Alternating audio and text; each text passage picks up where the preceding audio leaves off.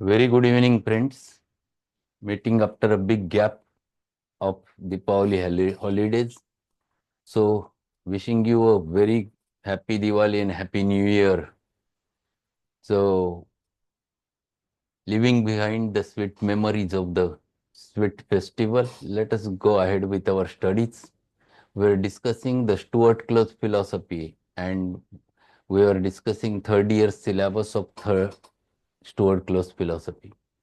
We have finished the last chapter. Today we have to start with the chapter number 13. It is not only useful for the syllabus, but it is very useful in practice. In fact, Stuart Close has tried his level best to make and simplify the concept of potency dilemma in this chapter. The chapter's name is Homoeopathic Posology, and every minute detail he has tried to explain why to select such and such potency, whether to repeat, whether not to repeat, and giving behind every time reasons of it. So it's very important chapter from practice point of view as well as from the exam point of view. So let us start with chapter number 13, the homeopathic posology. By posology, from Greek, posos, how much, we mean the science or doctrine of doses. So this is MCQ. What is posology according to the Stuart Close? This is what the meaning. It is nothing but the science or doctrine of doses exactly. Small doses and homeopathy are commonly regarded as synonymous terms. If they who have such an idea it it are favorably inclined towards homeopathy, it is as likely to be because they have heard that medicines are pleasant to take as for any other reason.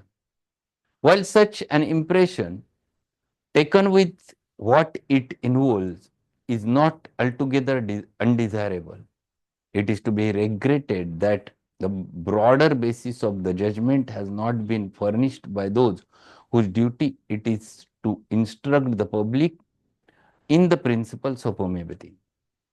Had this been done, such a juvenile conception would not exist and homeopathy would be more widely appreciated. So he starts giving the introduction to the posology, subject of posology. And whenever we talk about the homeopathy in layman, they generally talk about the very small globules, small pills, sweet pills. But these are layman terminologies which are not so much desirable because they don't know exactly how much potent they are. They don't understand the exact meaning of homeopathic principles and how much potent, how much energy is there in those small globules. And that's why Stuart Close recommends, unless and until we study and understand the concept properly, we cannot explain it to the people also. It is a duty to educate the people regarding the homeopathic doses and explain them exactly the energy inside the homeopathic medicine. But before that, it is again a question that many homeopaths and homeopathic students doesn't understand this concept. And that's why it remains as a dilemma in students' mind as well as many physicians' mind. And that's why Stuart Close tried explaining his level best to this subject. Then he further says, it is not to be denied that the subject of dose in homeopathy is a very important one. The three essential elements of the system are, the number one is the principle, number two is the remedy, and number three is the dose. So whenever you deal with homeopathy, first question is always using the homeopathic principles. Second, then it comes to find it out exactly remedy. But here the question never finished. The third important and most important difficult question remains is the question of dose. And the three are of equal importance. Posology and the related subject of potentiation were the subjects of so much misunderstanding, discussion, and controversy in the early days of homeopathy that the profession, after being divided into two opposing camps, grew tired of the subject. It came to be regarded as a kind of Gordian knot. Gordian knot means it is very difficult, extremely difficult, insoluble question.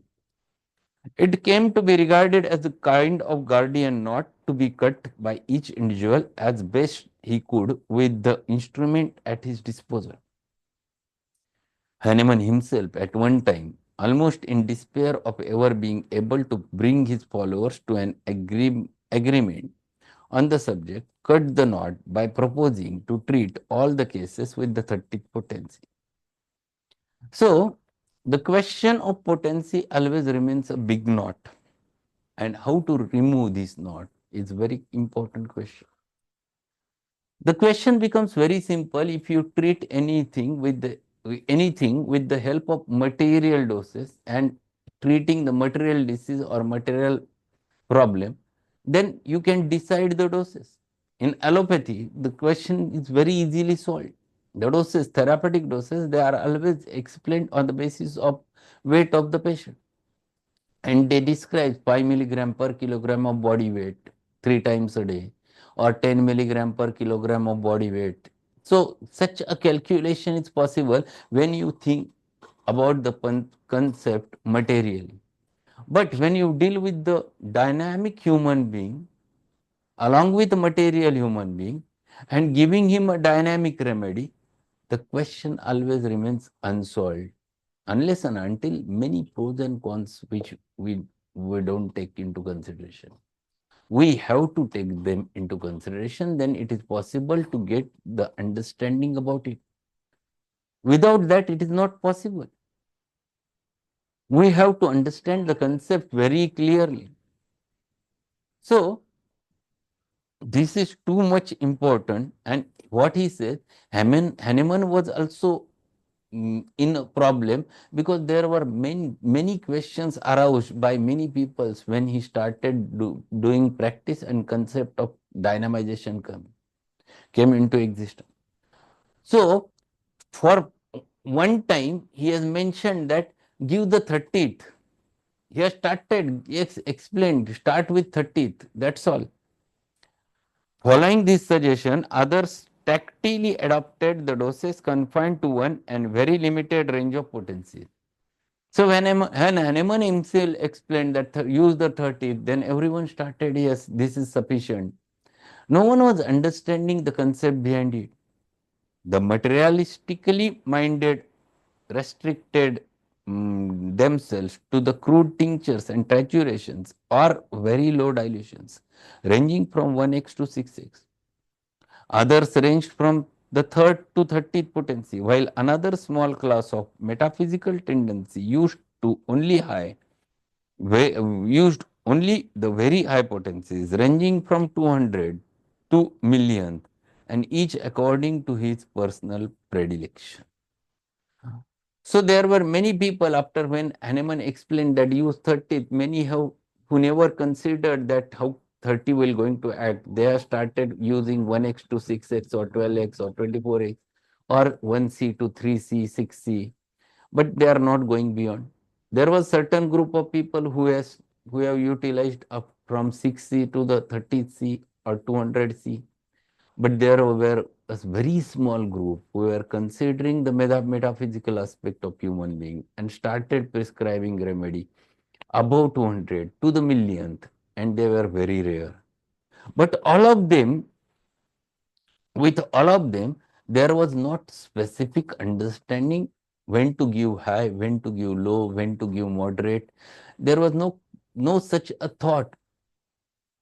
And Stuart Close tried to resolve this concept or resolve this question in this specific chapter. Such a state of affairs is unfortunate. What he says, if you don't have very specific generalized rules to come to the conclusion of a potency, then it is unfavorable, unfortunate. Assuming that there is a difference in the action of various doses of medicines and that a series of potencies or preparations of different medicines has been available for use, it follows that entire series should be open to every practitioner and that each man should be competent, willing, and ready to use any potency or preparation of the remedy indicated in a given case without prejudice. So, what he is saying? That you must have whole range of potency. If there are potencies right from 1C to 2 cm potency, there is definitely a difference in the action of 1C, then 12C, then 30C, 200C, the 1M. Every remedy in the different potency acts in a different manner. So, unless and until we understand the concepts clearly, we cannot utilize this whole range of potency. And this is what he wants to explain, that you should not be rigid with one potency. You should not fix your remedies with a very fixed potency. You must think prior to utilize this remedy. If he confines himself to one or two potencies, but be they low, medium, or high, he is limiting his own usefulness and depriving his patients of valuable means of relief and cure. And this is very specific thing which is explained.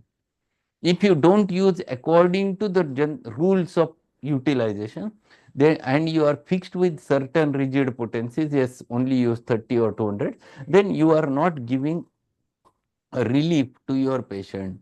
Even if a patient wants it in cm potency, and if you are giving 30 potency, you will not get the desirable results. So there must be a meaning between these different groups of potency. And unless and until we understand this concept clearly, it is not possible to reach to the right, to the perfect cure. And this concept, this understanding should be there. Then he says, under the homeopathic principles, any potency may be required in any case. And this is truth. You might require it in 3C, you might require it in 12C, you might require it in 30, or you might require directly a CM also. It varies from individual to individual. It varies from case to case. And that's why this concept must be born in our mind. It is as unreasonable to expect to cure all cases with any 2 or 3 potencies as it is to expect cure of all cases with any 2 or 3 remedies. So he is comparing it with remedy. If you are fixed or rigid with 1 or 2 potencies, then it is as good as you are fixed with certain remedies only. Then you are doing practice only with 3, 4 remedies. It is not like that. Every case is different. Every patient will require it in a different remedy, and every patient, a different patient, requires it in different potency.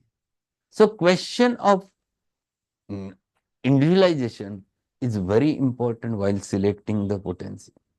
It is either case those who follow such a course are governed more by love of ease and their prejudices than they are by their desire for efficiency.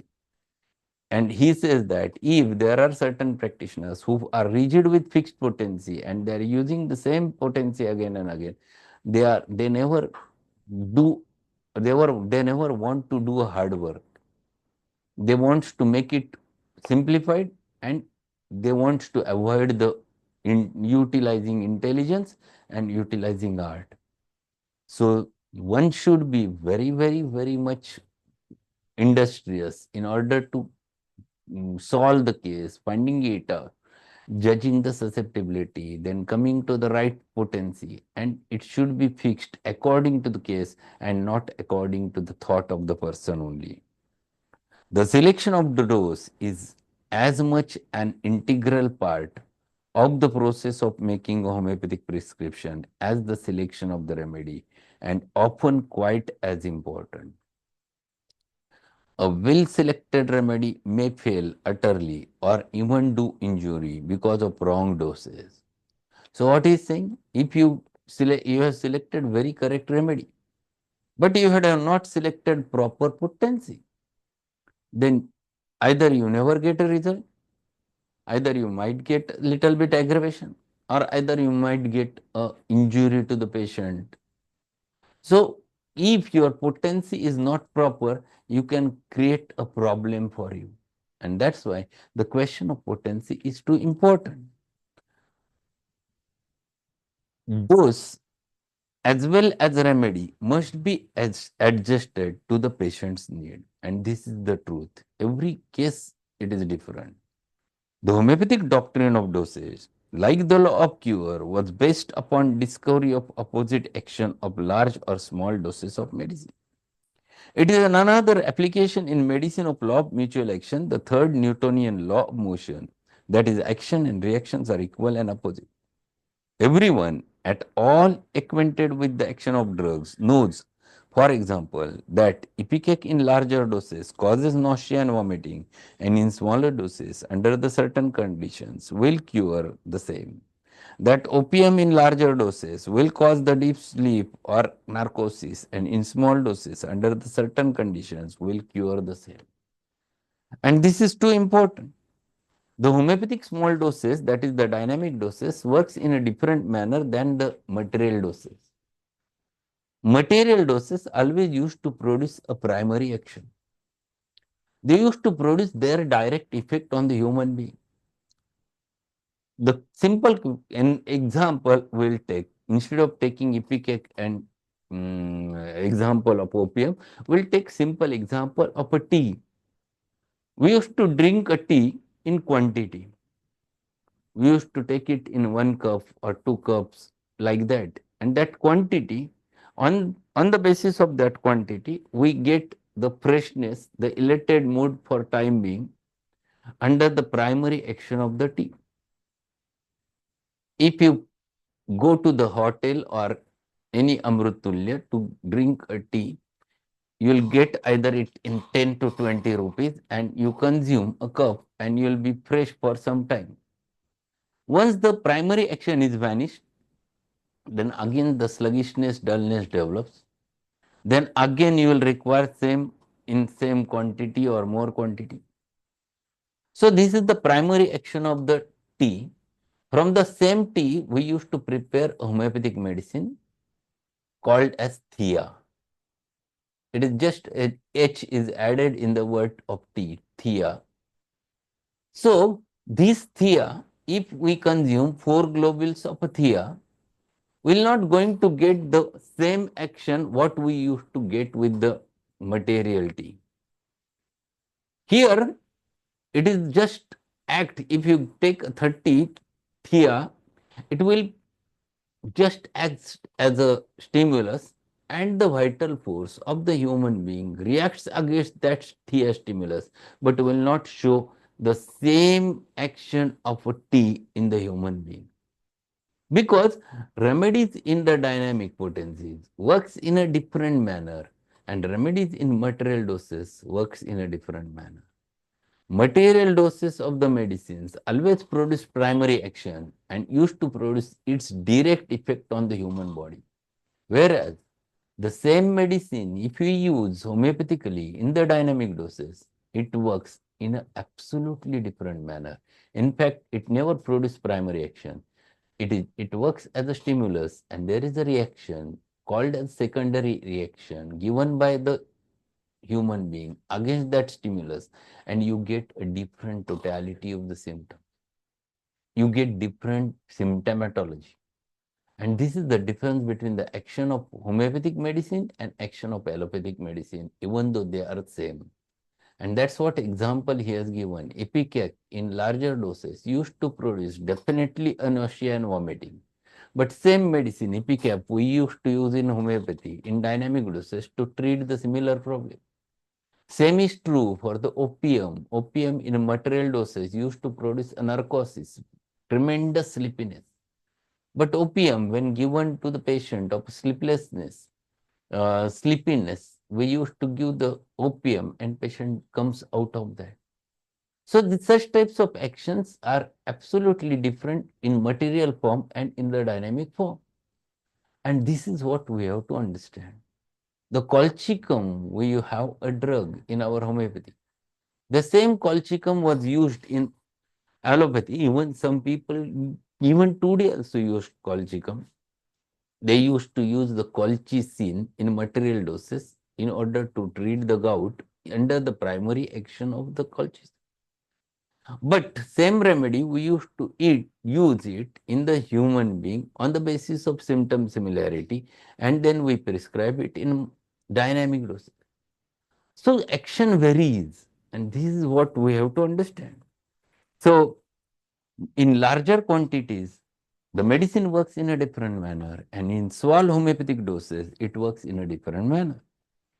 Closely allied to this is the so-called primary and secondary action of the drug, in which we see many drugs in the first or primary stage of their action producing one group of symptoms, and in the second stage a directly opposite set of phenomena, as when sleep of the primary action of opium is followed by much longer lasting wakefulness, or where the diarrhea induced by cathartic is followed by long lasting constipation. This applies, of course, only to the drugs given in tangible form. Tangible means material form, and considerable quantities in what are called as physiological doses. So any medicine, when you give in the material form, used to produce primary action. And once the primary action is vanished, the human being starts reacting exactly opposite way. And then there are the reactions which comes out, and those reactions are the secondary reactions of the vital force, which are exactly opposite to the primary action.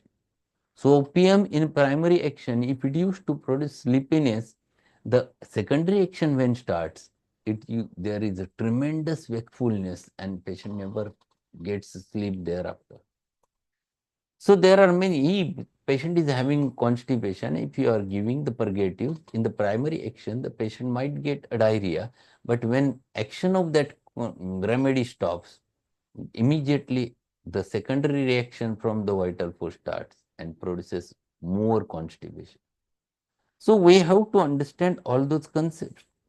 This way, when you use the remedy, those are called as physiological effects of the medicine, and they are tangible medicines or material medicines producing their primary action. But when we deal with the patients in the with the homeopathic medicines on the basis of dynamic concept, then things are rather different. So in this chapter, we have to understand those concepts very clearly, and he is making it more and more simplified. And this is one part of introductory part of this chapter we have finished in today's session. Tomorrow we'll continue with the rest of the things, and tomorrow we'll go ahead with the concept of dynamics, how physiological medicine acts and how the dynamic medicine act. Every concept he has tried his level best to make more and more simplified. So that's all for today's session. Tomorrow we'll definitely meet with the next part of the posology. It is a big chapter, but once you understand Stuart Close Homeopathic Posology chapter, I'm damn sure that your concepts regarding the posology becomes very, very clear. So thank you. Most probably we'll have a lecture at 8:15 with a new remedy from fourth year syllabus, that is Adonis ornalis. If it is not possible, I will let you know. But most probably I will going to conduct lecture at 8:15. So thank you. Thank you very much, sir. Yeah. What is meaning by homeopathic block cases? Block cases means where a certain effect have been appeared after giving the medicine, but there is no further progress after giving or changing the potency. Even though the simillimum looks to be very clear and it is not working, it is called as a homeopathic block cases. You have given, for example, you are treating a patient with the help of one specific remedy. You have given the Kali carbonicum, and Kalu carbonicum has produced certain results. Patient was improving and his remedy was very perfect, but still he is not improving further. Even after you change the potency, you go for the higher. And then you have to remove that block with the help of anti-miasmatic remedy or a nosode. That is what is called as a block cases. Okay. So thank you, and we'll meet again at 8:50 most probably. Good night.